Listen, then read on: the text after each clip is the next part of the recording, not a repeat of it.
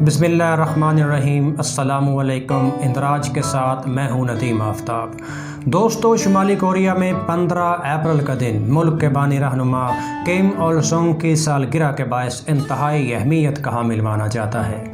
इस दिन अवाम अपने सुप्रीम लीडर की सरबराही में अपने बानी रहनुमा को खराज अक़ीदत पेश करती है और उनके फ़लसफ़े का भरपूर अंदाज में प्रचार भी किया जाता है। लेकिन अब की बार यानी 15 अप्रैल 2020 को इस हवाले से मुनक्कद होने वाली एक मरकज़ी तकरीब में मुल्क के मौजूदा supreme leader Kim Jong Un की अदम शिरकत ने इसे एक आलमी हेडलाइन बना दिया।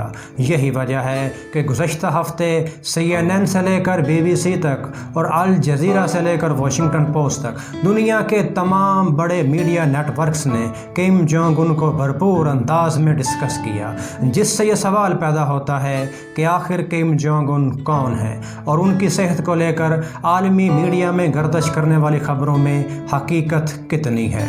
इन चीज़ों पर हम आज के इंदराज में बात करने की कोशिश करेंगे। हमारे साथ रहिए।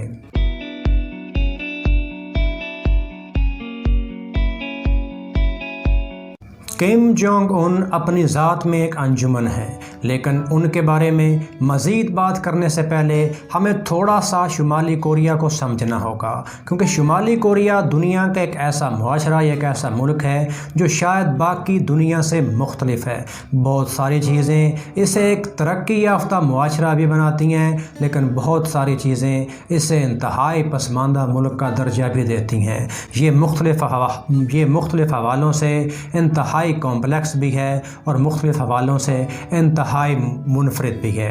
यही वजह है कि ये हमेशा किसी न किसी अंदाज में आलमी मीडिया में ज़ेरे बहस रहता है।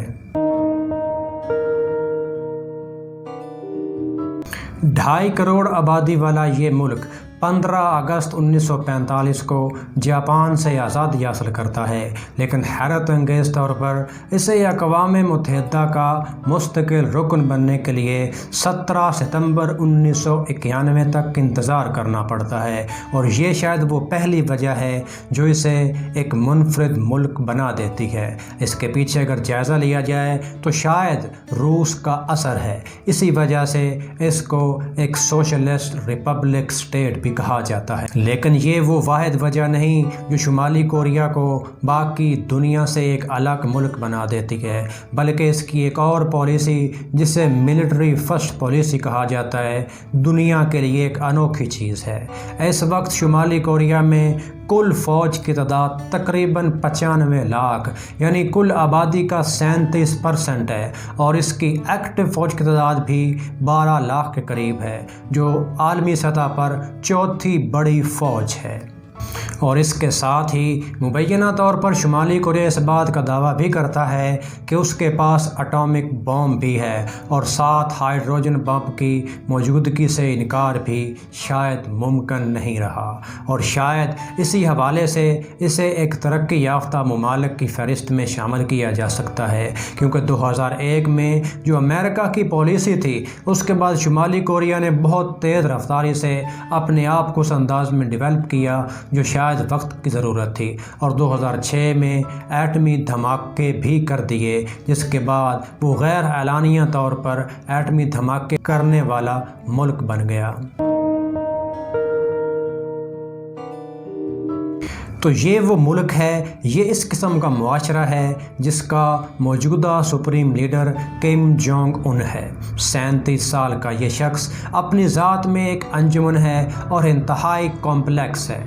इसकी पॉलिसियों को जानना इंतहाई मुश्किल काम है, क्योंकि मुल्क में मीडिया किसी भी तौर पर आज़ाद नहीं। अगर यूँ कहा जाए कि वो सऊदी अरब के वली-ए-अहद मोहम्मद बिन सलमान के बाद वो दूसरे शख्स हैं जिन्हें दुनिया में एक मुनफरिद लीडर मगर एक मुतनाज़ा शख्सियत के तौर पर जाना जाता है, तो ये बेजा ना होगा।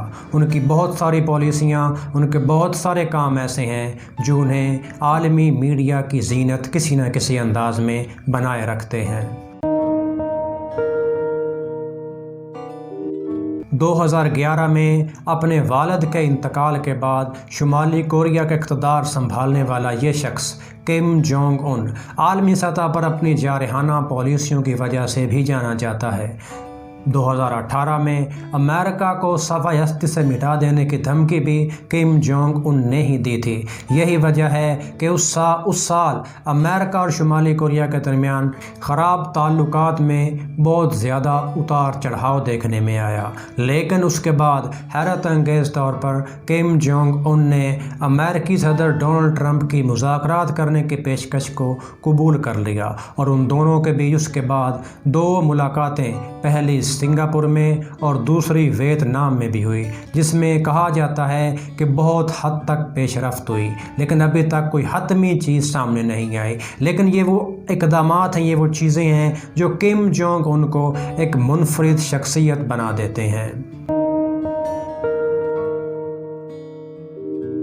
ایک طرف تو وہ امریکہ سے مذاکرات کر رہے ہوتے ہیں، تو دوسری طرف روس اور چین کے ساتھ بھی ان کے قریبی تعلقات ہیں، اور یہ کہا جاتا ہے کہ انہی کی وجہ سے ان کا اقتدار بھی قائم ہے۔ لیکن ان کے ملک کے اندر بھی کچھ ایسی چیزیں ہیں جو انہیں شاید کسی حد تک مشہور اور کسی حد تک متنازع بھی بنا دیتی ہیں۔ اس حوالے سے ان کی اگر زراعت کی پالیسیوں کا جائزہ لیا جائے تو اس میں وہ انتہائی کامیاب نظر آتے ہیں۔ یہی وجہ ہے کہ عالمی میڈیا میں ان کے آنے کے بعد جو امیج تھا شمالی کوریا کا، اس میں کافی حد تک تبدیلی دیکھنے میں آئی ہے۔ اس کی سب سے بڑی مثال 2012 میں کسی بھی شمالی کورین رہنما کی غیر ملکی کلچرل پروگرام میں شرکت تھی، اور وہ رہنما کم جونگ ان ہی تھے۔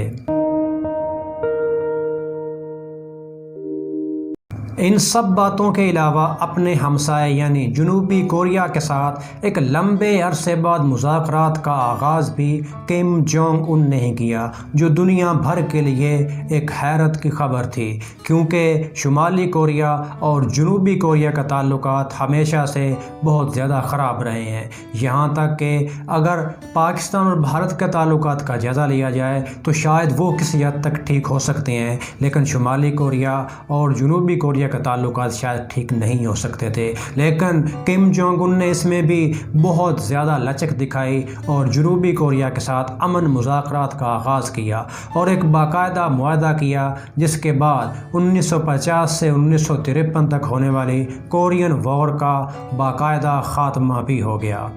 یہ وہ چیزیں ہیں جو کم جونگ ان کو ایک منفرد مگر متنازع شخصیت بنا دیتی ہیں، کیونکہ ملک میں الیکشنز تو ہوتے ہیں، لیکن شاید ہر چیز کا کنٹرول کم جونگ ان کے پاس ہے، چاہے وہ ملک کی پارلیمنٹ ہو، عدالتیں ہوں، فوج ہوں، ملک کی بیوروکریسی ہو، یا کوئی بھی اور کی انسٹیٹیوشنز ہو، تمام کے اختیارات ملک کے supreme leader Kim Jong Un کے پاس ہی ہوتے ہیں۔ یہی وجہ ہے کہ انتخابات ہونے کے باوجود کوئی بھی اور شخص اس عہدے پر منتخب نہیں ہو سکتا، کیونکہ ملک میں 1 پارٹی سسٹم ہے، جو شاید چین سے متاثر ہو کر بنایا گیا ہے، کیونکہ چین میں بھی 1 پارٹی سسٹم ہے، اور شاید اب رشیا بھی 1 پارٹی سسٹم کی طرف چلا گیا ہے۔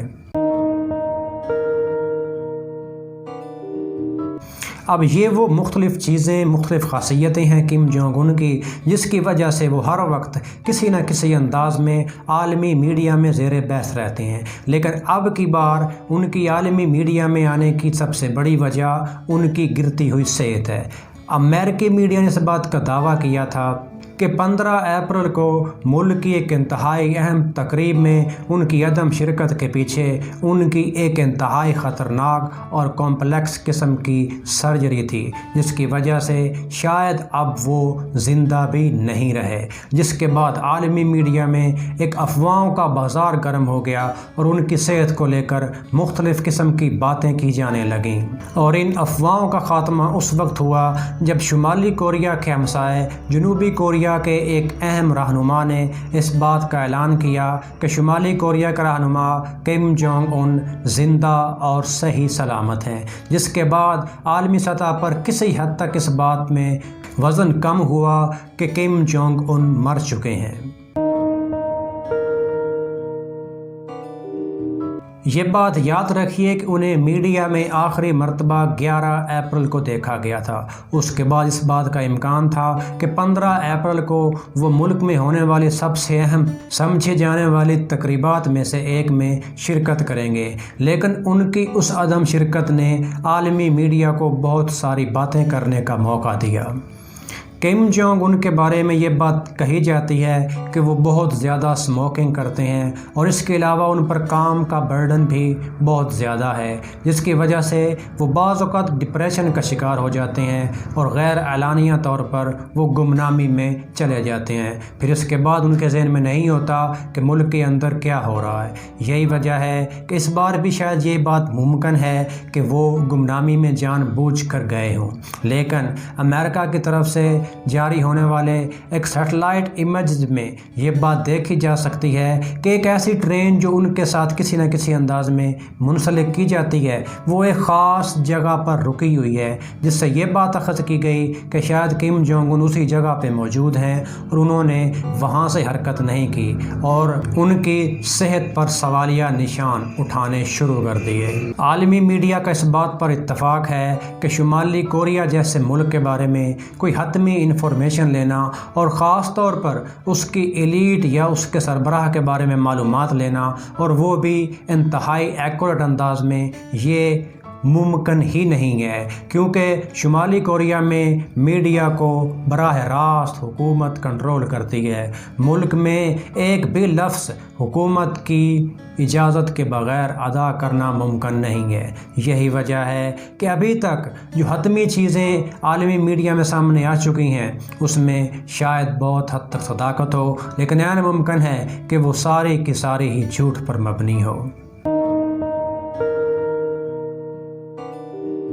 اب اس بات کا حتمی جواب کسی کے پاس نہیں کہ کم جونگ ان اس وقت کس سچویشن میں ہیں اور ایکچولی وہ کہاں پہ رہائش پذیر ہیں۔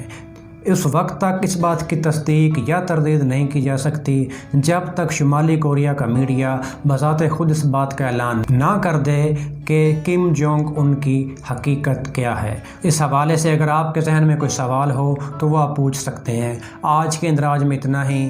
اپنا رشتہ داروں گرد و نواح کے لوگوں کا سب کا خیال رکھنے کی کوشش کریں۔ آپ سے ملاقات ہوگی نیکسٹ ویڈیو میں۔ اللہ حافظ۔